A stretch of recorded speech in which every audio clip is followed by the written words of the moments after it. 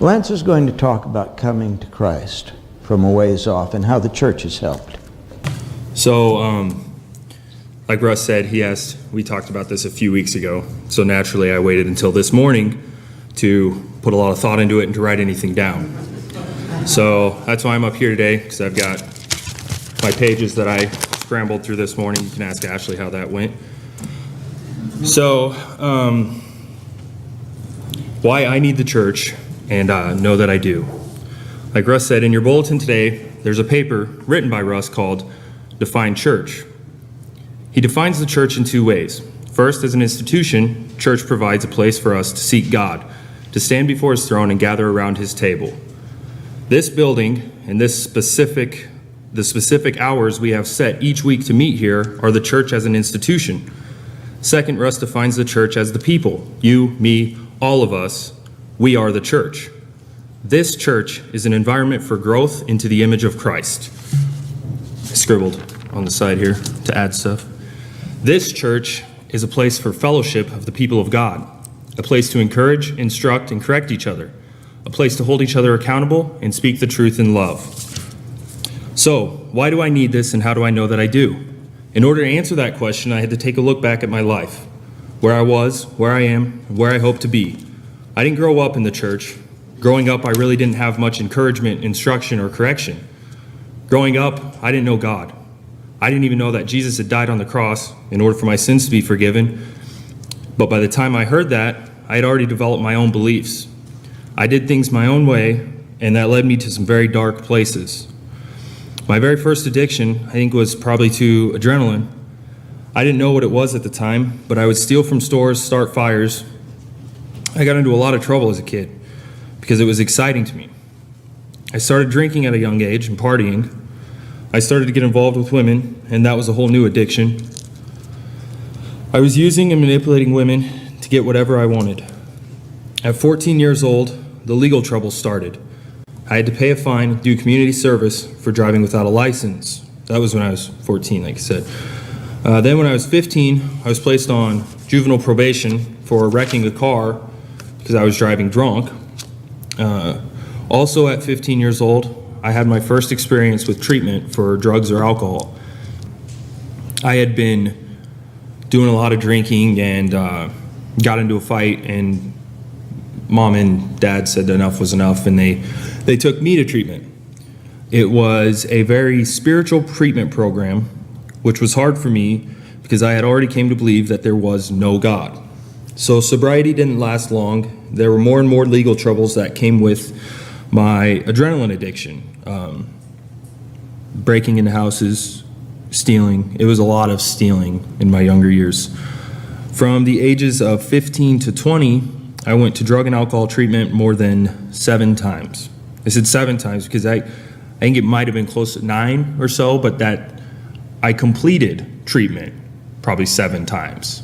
I walked out a couple times and was kicked out 1 time, but I actually completed. I got to the end of the program. They said, you've learned everything. You've got all the tools you need to be sober.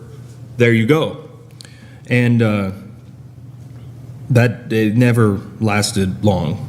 My second time in Valley Hope was after my stepdad died in the motorcycle accident. And at Valley Hope, you have your counselor, then you have your small groups and stuff, and then they have a spiritual advisor or counselor that you meet with and go through step work. And I don't know why I cannot remember her name, but she was the first person that convinced me that in order to be sober, I absolutely had to have a higher power. I had to believe that there was a power greater than myself. And this was after my dad had died, so I couldn't admit that there was a God. I couldn't come to that belief, but I used my stepdad as my higher power. I used him and his program as my God, my higher power. I think after that, I stayed sober for probably a week or 2, and I ended up in prison in 2007 for multiple burglary charges, and there was some other charges. There was fleeing to avoid arrest and operating a motor vehicle to avoid arrest, and I think a DUI or something in there too. But the sentencing judge ordered that I do substance abuse while in treatment. He sentenced me to 3 to 4 years that time and ordered that I do a substance abuse program while there. Substance abuse was 9-month, intense, inpatient, in-house treatment. And I worked with teams of counselors on cognitive thinking and on relapse prevention. And they made me take classes on parenting and work ethics and all of this stuff that they had designed and they thought that I needed to get out and to be a contributing member of society.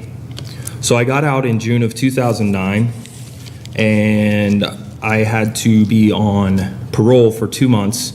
So by September of 2009, I started selling drugs. And that was a whole nother new addiction, because not only was I addicted to the drugs themselves, but I was addicted to the thrill of getting the drugs, the excitement of driving down 281 or down the highway or the interstate with stuff that could put me in prison for years. That was an excitement to me. That was a rush. And then there was the money and the power that came with being a drug dealer. As I needed more and more drugs to feed my addiction, the money and power became less and less. I eventually switched to harder drugs and went to even darker places. Now, somewhere in there, I did come to believe that there was a God. I believed that there was a God. I believed that that God meant for me to die in my addiction. I believed that the only way that I would stop hurting my family and the people around me, the only way that I would be free from my addiction to drugs and alcohol was to end my life. So I tried that, which didn't work. And even after that, I continued to go darker. I ended up going to another treatment center in Columbus at Seekers of Serenity. And it was there for the very first time that I got down on my knees and I prayed to God to help me. I had asked a guy there as part of the program in Seekers of Serenity, you have to ask for a sponsor. You have to get a sponsor there. And a sponsor is someone who's been in the program for a while and has been sober for a while and can help you achieve sobriety. So I asked a man to be my sponsor, and as one of his agreements was that I would have to pray with him. So we got down on our knees and we prayed to God. And that was the first time I had ever hit my knees and prayed. And I wish I could say that from then on I stayed sober and everything was great, but it wasn't. I didn't remain sober for much longer after that, but I do believe that there was a seed planted that day. I believe that my doubt in myself opened up for God to come in, for healing. And I did start going to a community church here, or an assembly here, and I liked it. It was cool, but it was just that. Sunday would go, leave, that was it. And I continued using and continued lying about it. I pretended that I was sober, which I was not good at. In 2014, I thought I had everybody fooled, and the court systems and I'm thinking probation, I'll go home. And he opened up that file, and there was just all this stuff. This guy says you sold them this drug. This guy says you were at this house. So probation's probably off the table. And he's like, yeah. So I remember Ashley was 5 months pregnant. My mom was sitting on one side, Ashley was on the other, and I told him I was leaving. I said, I'm out of here. I'm going. I'm running. I'm not doing this. And Ashley asked me to stay. She said it'd be okay. We'd be fine. And just to go. And so I did. And that judge sentenced me to 20 to 60 months in prison for possession of a controlled substance, which was a huge wake-up call. Like I said, Ashley was 5 months pregnant with the twins, and I was going away for at least 10 months. And that's when I turned to the God of the Bible. I read the New Testament, and I would pray before I read, as I read, and after I read. And I would always pray for God to help me to understand and to see and to get what I needed out of what I was reading. So I read through the entire New Testament in Adams County, and then when I got to D&E in Lincoln, I read through the entire Old Testament. And I remember there being a time at D&E as I'm reading through the Old Testament where I was like, do you really believe this stuff, Lance? You know, are you really buying it? And I was, you know, I was like, this is cool. I would pray for that belief, you know, I would pray to believe what I was reading, and I did. And after reading the Old Testament, I went back to the New Testament, started reading through that again. I was growing spiritually, and almost every phone call I talked to Ash about how I could not wait to get back home and start going back to our church and to be involved and to just move forward. I was so excited. They put me in Hall County for an overflow program they had going on. So while I was in Hall County Corrections, I was doing Bible studies. And there was a guy in there with me that was from Omaha, and he had wrote his sister, who was a part of the Church of Christ in Omaha, and asked her if she had any ties with the Church of Christ in Grand Island, if there was one, and if they would bring in a Bible study, because there wasn't much at Hall County offered at all, not much. So he had wrote that letter, and then shortly later, Mike Reeves from the Stolly Park Church of Christ brought in a Bible study on Tuesdays. Came in every Tuesday, and we started going through the book of John. And I absolutely loved it. And one of the things that caught me about Mike Reeves was when he would tell a story, he told us a story of his son. And the way he started crying when he was telling the story, you knew he was proud of that boy. And then I found out that he was an adopted son, that he had adopted him, and I was just like, wow, this guy has that much love for this child. And he had that much love for us, for everybody. I mean, he was just a very loving person. So then once I got to work release in Lincoln, I was able to attend church outside of the prison. So in order to attend church outside of the prison, all I had to do was contact a church and have them send a paper in saying that I had permission to come there. And I remember going through the phone book of churches, and they had like a piece of paper that you could flip through, and it had all these different churches that usually let people come. And so I started calling down the list, calling all these churches, and at first the first 2 or 3 churches I called were churches where guys were like, hey, you're gonna wanna go there because they have breakfast, they have like a buffet for people every morning. And I was like, well, hey, that sounds cool. So I'm calling all these churches, and I'm not getting any call back. I think it was a weekend or something. It was a Friday or Saturday, and I wasn't getting any call back, and I was kind of getting bummed. But as soon as I called, I left a voicemail to the Lincoln Church of Christ, 56th and Vine. And I think before I even hung up the phone, Bill Hance showed up with a handwritten note to the prison saying, hey, you can come. And then he had a note written to me that they gave to me that he said, yeah, I dropped off a letter. I called the warden. He said, I called the warden. I left him a message saying you could come. I talked to your case manager. I told him you could come. I'll be there to pick you up Sunday. Be ready at this time. And I was like, oh, okay, Church of Christ it is. So he picked me up that Sunday, and Ash, Mom, the girls, they met us there.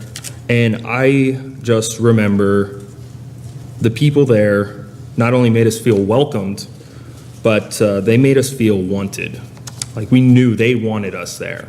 They sincerely, genuinely wanted us there.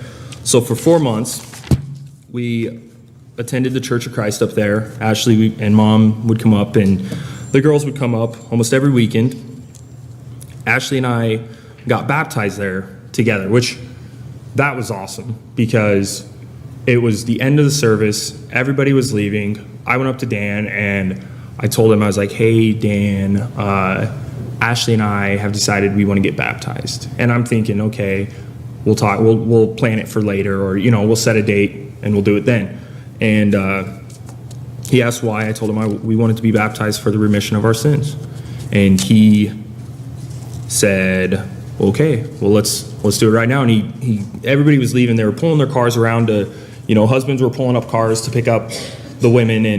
And he goes, hey, Lance and Ashley have decided they want to get baptized. And everybody's like, oh, go park the car. Come on, come back in. And they all came running back in, and we got baptized together there at the Church of Christ. And they came up and they took the girls from us. They're like, well, hold the babies, you guys, do your thing. And so it was really cool. And I got released from prison in March of 2015. And Ashley and I returned to our church here, the community church we went to. We returned there.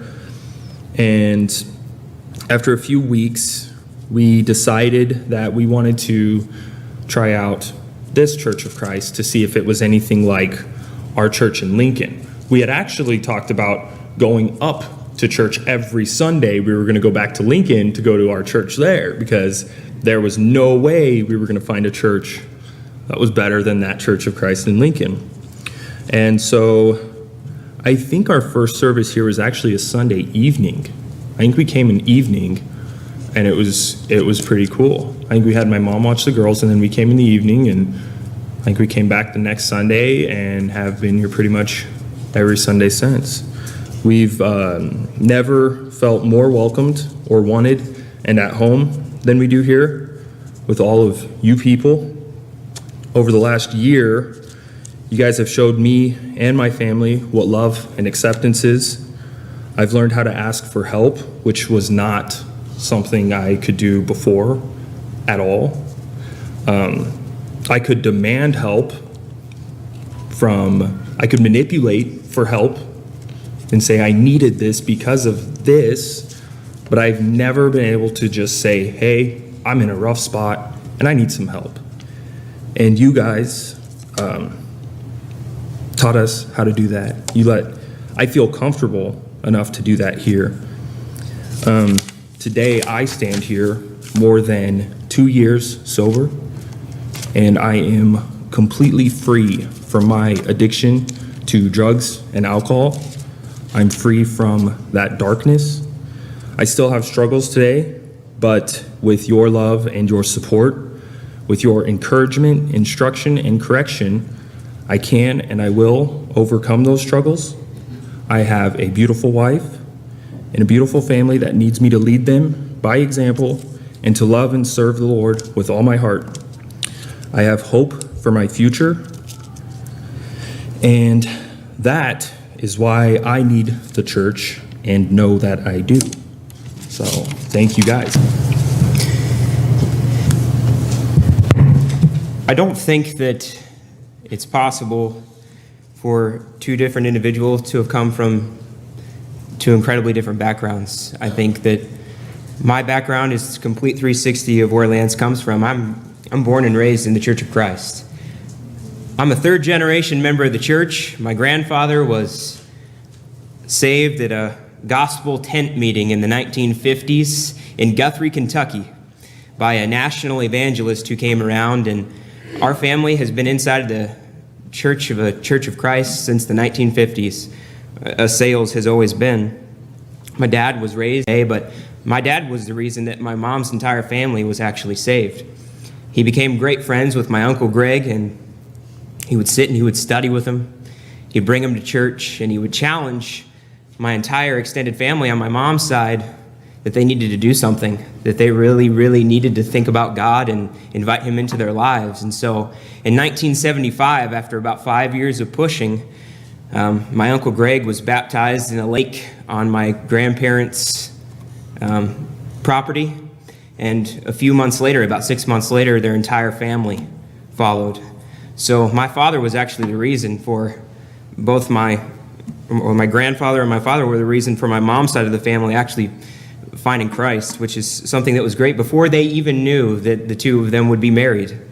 My grandfathers then were both elders in the Church of Syracuse, And my dad was a deacon there, and they really flourished. That body grew from 2 families to a group of 60 in a matter of no time. And my grandpa Sales still holds down the church in Syracuse. There are 4 members left.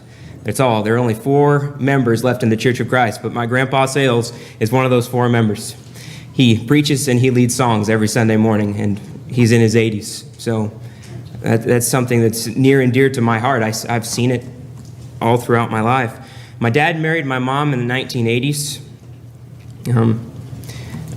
A product of the family he helped rescue after he returned home from York College. So you all know that connection. And he had 2 kids. They were both born and raised in the Church of Christ, and my sister's still a faithful member in the Lincoln Church of Christ. And my childhood is so much different. I can remember Dad sitting down and reading us the Bible, and after it was done, he'd quiz us, Bible Bowl style. Who was in the lion's den? You know, it would be question after question after question. And either Mom or Dad would tuck us in at night, and we'd pray. I actually remember my sister's room, my room, and my parents' room were all pretty close to one another's in the house. We'd actually, from our own beds, we'd pray like projectile throughout the house, and each person would take their turn. A completely different idea. My mom would sing us church hymns at night before we went to sleep, and my sister even had a tape, I remember, that would play church hymns on repeat as we were going to sleep at night. Just an amazing thing. My mom would teach the young classes at the very church where Lance was rescued, at the Lincoln Church of Christ, and my dad would teach the older classes. He taught the Timothy classes, we called it, that trained young leaders to try to be future leaders in the Church of Christ. Mom and Dad were leading in every single way in my church, and that's where I come from. That's what I've seen my whole entire life, and that's what's been expected of me as I've grown up. I've been expected to continually be a leader in the church. Everybody has always looked to me in the Lincoln body as that way. I was baptized in the Church of Christ on August 7th, 2005 by my dad, the very same baptistry where you were, Lance. I was age 7 when I led my first song. I remember my dad brought a yellow chair, put it up on the pulpit, and he said, "Here you go." It was a Sunday morning. There were probably 150 people there. That was when the church was really flourishing at the time. I was 13 or 14 when I preached my first sermon. By the age of 16, I was fully involved in the church in every way, leading full song services, preaching, doing all kinds of different things. And at age 18, I was teaching the youth Bible class. So the church is part of me. It's in my DNA. I've seen the inside of a church building every Sunday that I can remember, aside from being ill a few times, for all my life. And I have a great family structure to look back to. I saw a godly marriage. I saw the way to raise children, and I even have grandparents where I saw that from. So amazing family. And that church structure continued to grow as I grew. In 2001, I was just a kid, but I wish my wife was in here, but I met Maggie Wallace. Her family came to the Lincoln Church of Christ in 2001. She comes from a Church of Christ family. You probably know Glenn and Barb Houts. They worshiped here for many years. That's where Maggie comes from. So it's no secret as to why she turned out the way she did. Her parents, God-fearing individuals. My number one criteria in searching for a life mate was taught to me by my dad. He said, "Brett, if that person's not going to help you get to heaven, what's the point of even talking to him?" And so Dad taught me that lesson, and I chased Maggie for a long time. She didn't warm up right away. It took me getting a pickup truck and growing my hair back out, or after I'd shaved it bald, for her to actually pay attention to me. But we were married in 2013, and I proposed in the parking lot of the Lincoln Church of Christ, and we were married in the sanctuary of the Lincoln Church of Christ. So the Church of Christ is my family, everything that's related to it.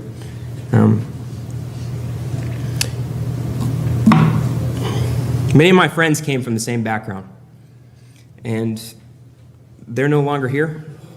They no longer attend, and many of my age claim to be Christians, but church isn't part of their lives in any way, shape, or form. It's something that seems to be eroding in my generation specifically. We've been talking in the Wednesday night men's class a lot about the erosion of the millennials and how at times it doesn't seem like church matters. And it's going away, but Russ asked me to share why I need the church. I need the church for a lot of reasons. Even though I was born and raised in it, I need it for a lot of reasons, and it's amazing that a lot of the same things that Lance shared with you are the same reasons why I need the church.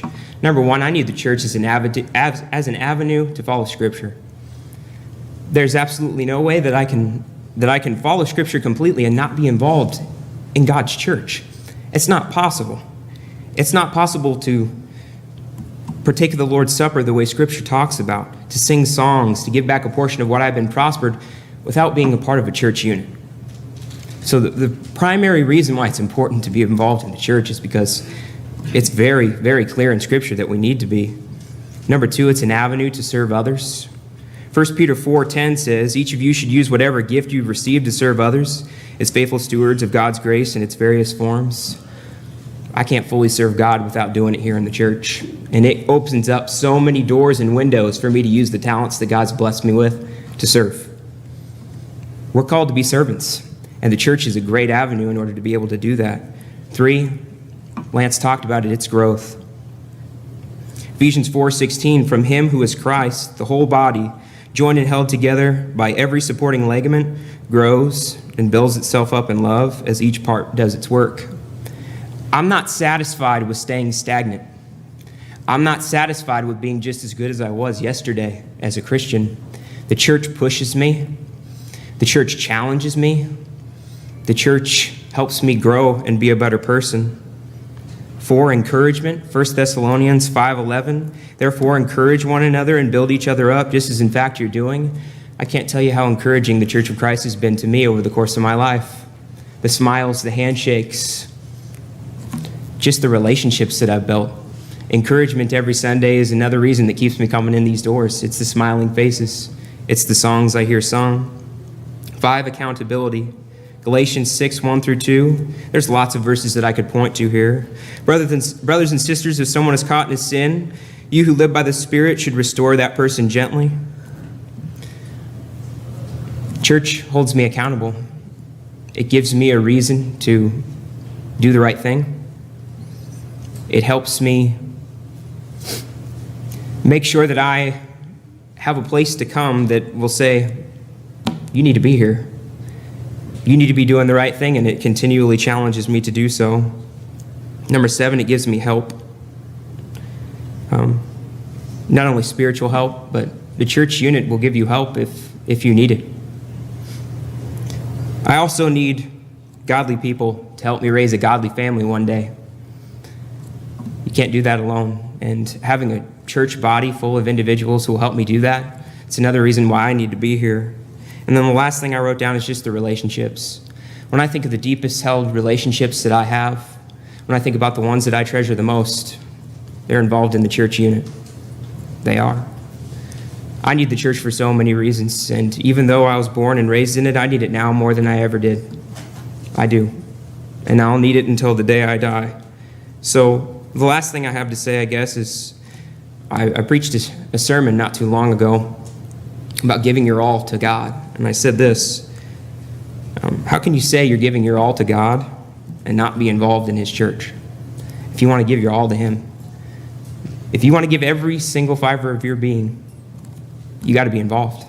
You got to be here, and you got to be in his church.